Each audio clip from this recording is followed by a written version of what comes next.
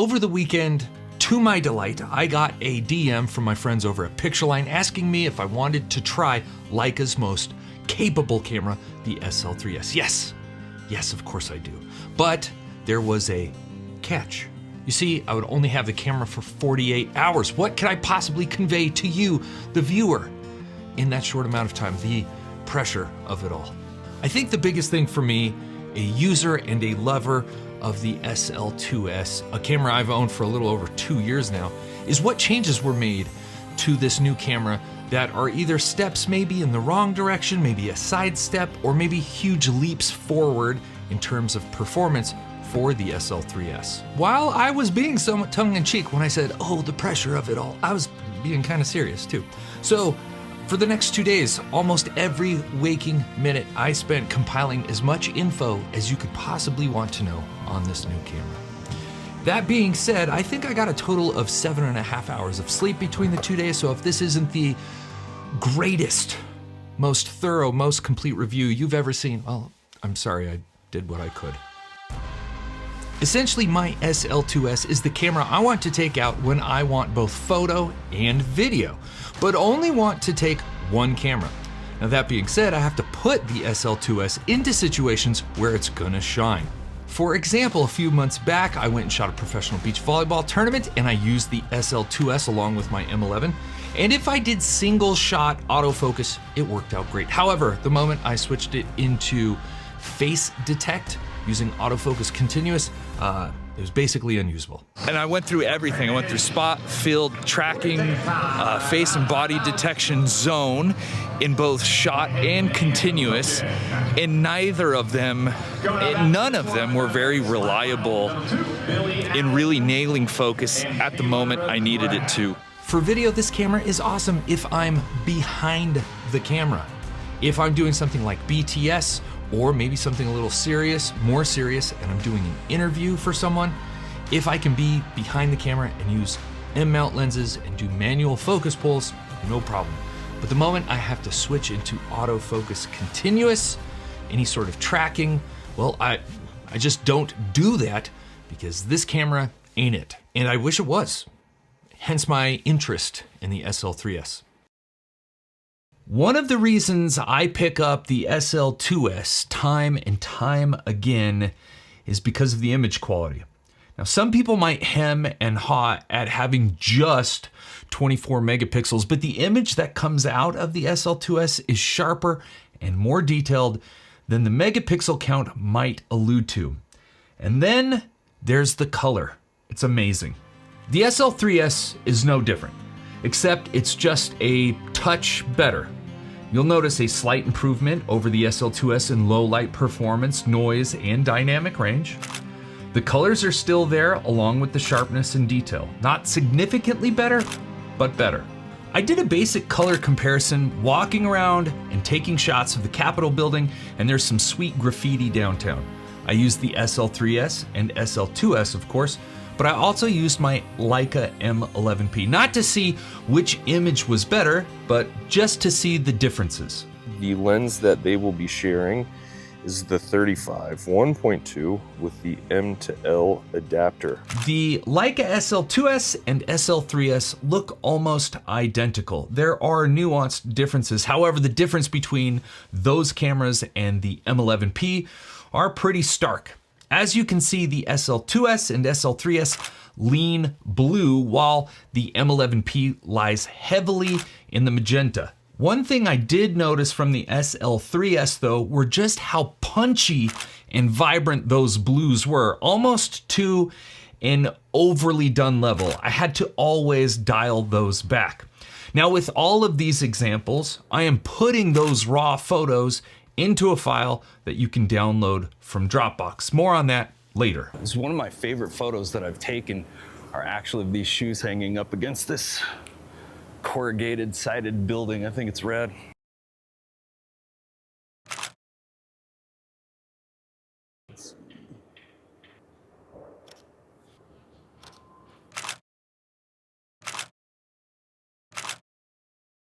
This ISO dial gets me. I always spin it the wrong way. See, it went darker again. I didn't mean to. Once we finished up downtown, I decided to take the dogs out for a walk, and of course I took the camera.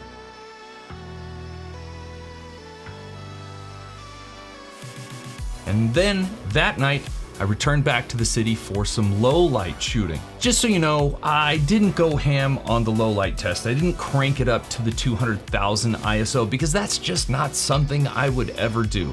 Very rarely do I ever go over 6400 on ISO. The difference in photo performance between the SL2S and the SL3S aren't stark, but when it comes to video, those differences are pretty significant. First, you no longer have just one base ISO of 400. You now have two. One at 400 and the second at 2500.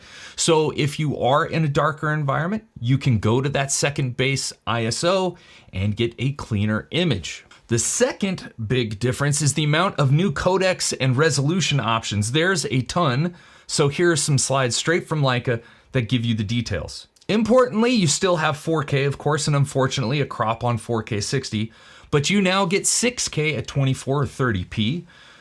Notably here, though, you get 6K open gate, which I personally find very helpful. Now, the third difference is in the color they produce. The SL2S shot in a BT 2020 color space, and even in log straight out of camera, the colors were pretty punchy. But personally, I think if you slapped on Leica's conversion LUT, the natural 2020, the colors look amazing.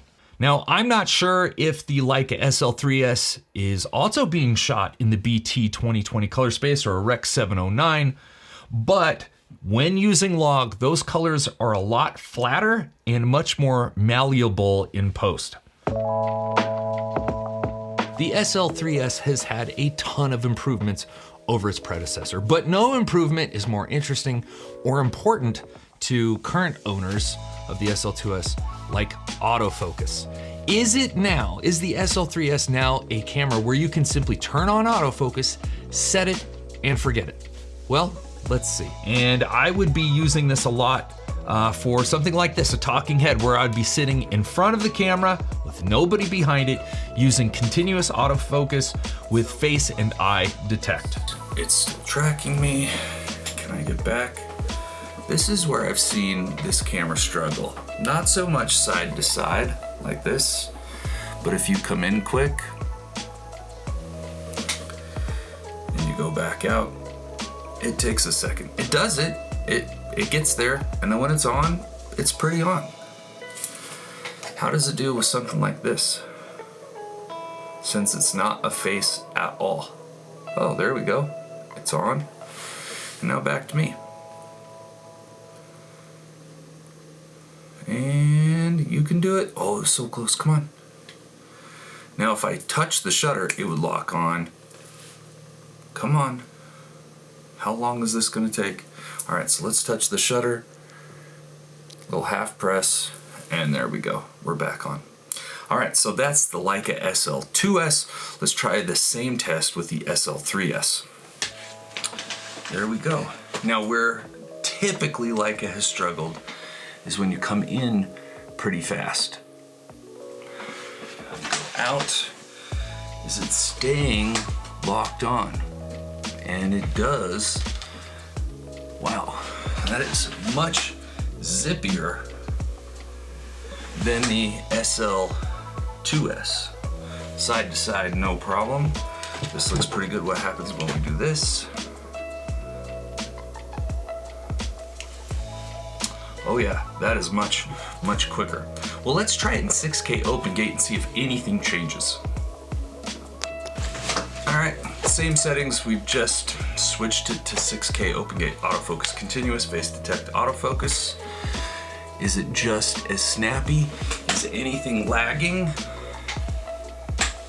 It does not feel like it. Like that's very good. That's very fast. Feels fast. What about that? That's a good looking camera. That's way faster. Way, way, way faster. All right. I think that concludes our in-studio testing. While walking around Silver Lake, it would track my body from a substantial distance, and as soon as a face got within range, it locked on and I saw no hunting or pulsing. Honestly, kind of shocked with how well it performed here. I also strapped it to the hood of my FJ and did some driving shots, which is something I would never ever attempt with my SL2S unless I just stuck it in manual focus and set the focus. But it did a great job here unless a shadow or glare off the windshield totally obscured my face, but once my face came back into view, it nailed it. Now there is one test I wish I had done, but I just didn't have the time to bring everybody in for it. And that would have been, I would have liked a scenario where I had multiple subjects to see what the face detect would do and who it would prioritize. Maybe I'll get this camera in again at some point and do a much more extensive review. If you would like to see that, please let me know down in the comments below. On the photography side, I almost exclusively use spot or manual focusing with my SL2S. Most of my photography doesn't involve subjects moving around really quickly. I don't need to track anything. However, from time to time, I do enjoy shooting sports and action. And my SL2S just simply cannot handle that. Now the SL3S is also not an action camera. It does not have a huge buffer. I think I shot with it on the 5 frames per second setting. I wish I had like a sports event or something that I could have really tested this on, but it was, I believe, a Tuesday when I went and did this, and there was absolutely nothing going on. I went to like 15 different parks, couldn't find anything, no soccer, nothing. And I had to wait till it was pretty late and pretty dark to do this test at the skate park. It was just too hot for anybody to be out doing anything. Now, one trend I noticed while shooting autofocus continuous face and eye detect at 5 frames per second. The first shot in that burst almost always missed. However, every other shot it nailed. Say for instance this photo, and we've got 3 other shots behind it. All 3 of these are nailed except for this first one. First one's bad, second one nailed it, third one nailed it, fourth one nailed it. Now you can see a little bit of blur and you might think, no, that's not in focus. It is, however, I just simply was not shooting with a high enough shutter speed when I was doing this. Remember, this is dusk, 8:34 p.m. sun is going down, and I was only shooting at 1 with 1/320 at 61 millimeters. In all reality, I should have probably been double that and then just boosted the ISO, because I think, what was my ISO on this? Only 200. So this was more of a technical mishap than an autofocus mishap. These are all in focus. Rookie mistake. One thing I did notice though, like I was shooting this guy that was rollerblading, and it would like lock onto his furthest rollerblade. It wouldn't lock onto the closest one, it wouldn't lock onto his face. It kept like grabbing his rollerblade. It might have been due to the contrast, because his rollerblades were white and black, very stark difference. It was easy to pick up on. However, black shirt, black hat, darker face, darker skin complexion against dark trees, it just struggled in that scenario. But there it got his face because the sun is kind of hitting his face. It locked on and grabbed it. Most of these blurry photos are really just as a result. Oh, and there I got him eating crap. Most of the blurry photos are a result of just shooting at too low of a shutter speed. I would say if you are gonna take this out and shoot, and you know you've got to get a sequence, I wouldn't do single shot because the first one is missing, but if you fired off 5 frames per second and you started a little earlier than you might think, you're probably good to go. This is the only autofocus section of the video where I'm like, I wish I had more time to test it, because this is the only time I felt like I was a little hesitant, like, is it really nailing focus? Everything else I was like, absolutely it's nailing focus. Speaking of which, I want to show you another test I did that maybe might not mean much, but to me it did, and that was an under and overexposure test of face and eye auto detect. Here's my wife, we're sitting in the backyard, and I'm gonna get It's locked onto her face perfectly. And then she even covers her face with her hair, just being a dork. And I just keep getting darker and darker on the exposure, and it just maintains that focus. It gets to where it's almost in complete black, and it's still locked onto her face. Now the opposite, I shot it with it completely blown out, and the Face and Eye Auto Detect still locked on her face. So a huge, huge, huge improvement. Personally, I feel like this is the only area in which huge jumps forward are also simultaneously married with steps that feel like they're going in the wrong direction. There's a lot to like with the Leica SL3S. It's certainly a more complete camera compared to my SL2S. There are also some ergonomic changes that they made that make the camera better. The grip feels a little different and better. So it's a smaller body, but the grip feels a little deeper and it feels more comfortable to use over a long period of time.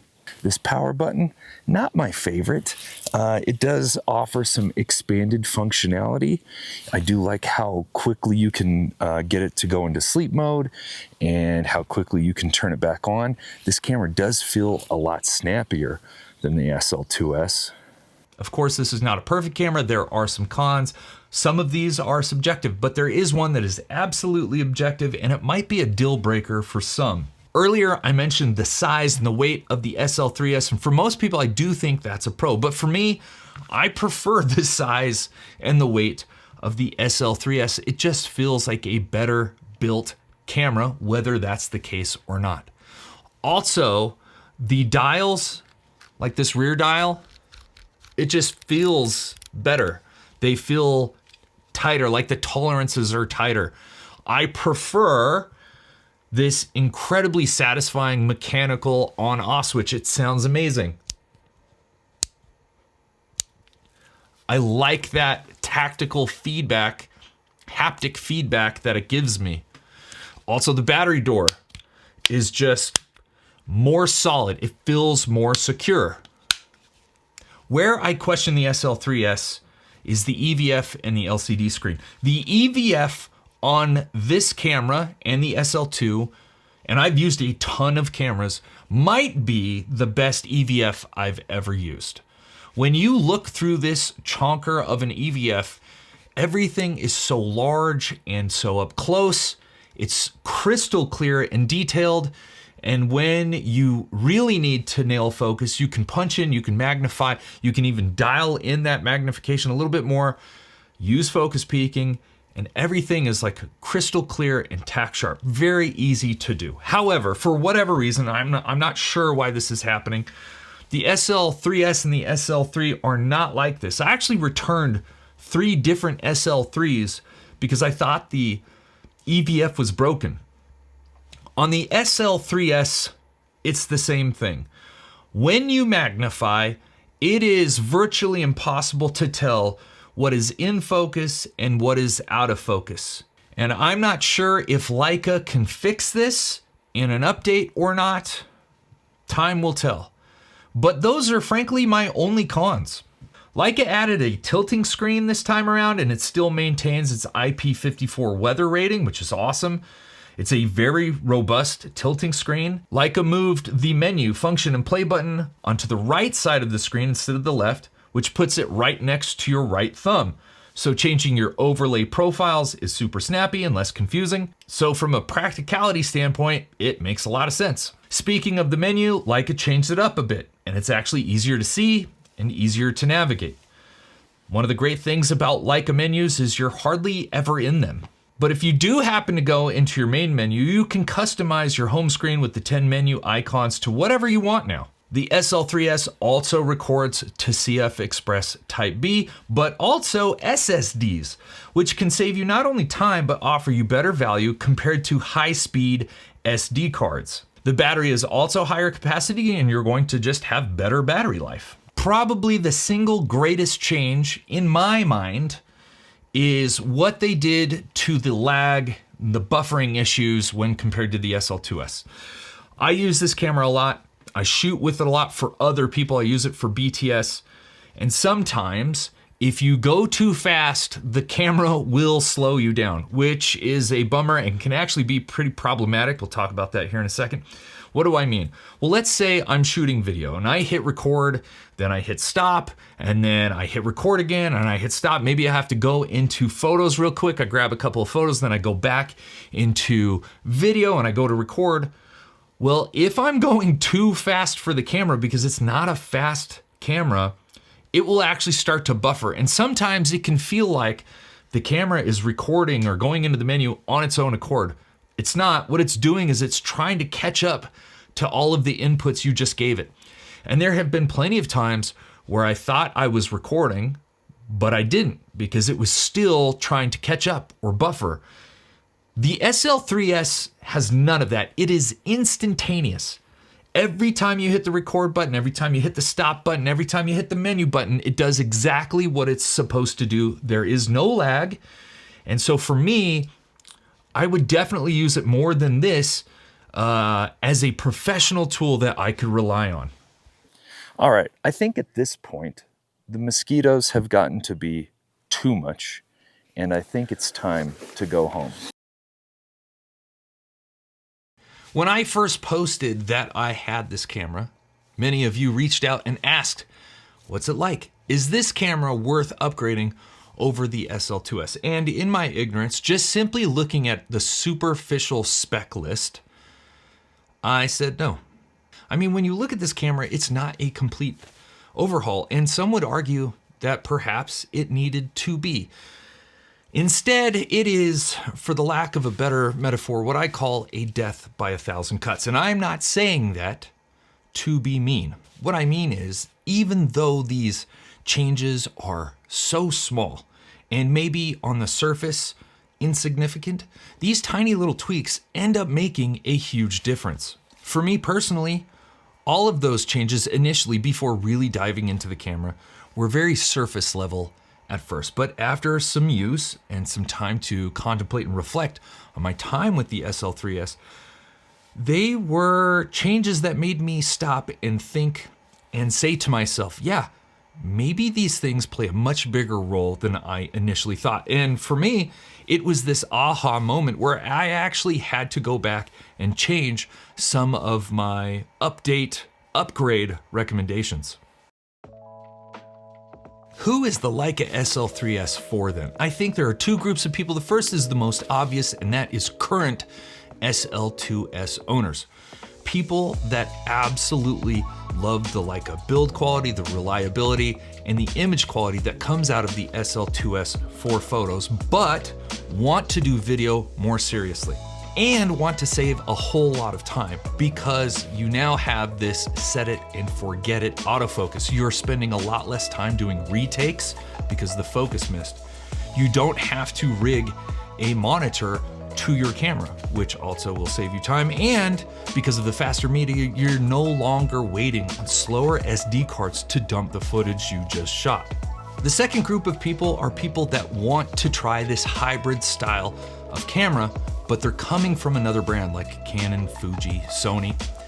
They want the Leica build quality, the reliability, the ergonomics, the simplicity, the design, but they don't want to be so far removed from the creature comforts of a tilting LCD screen or fantastic reliable autofocus that you would get from an SL2S. So who is the camera not for then?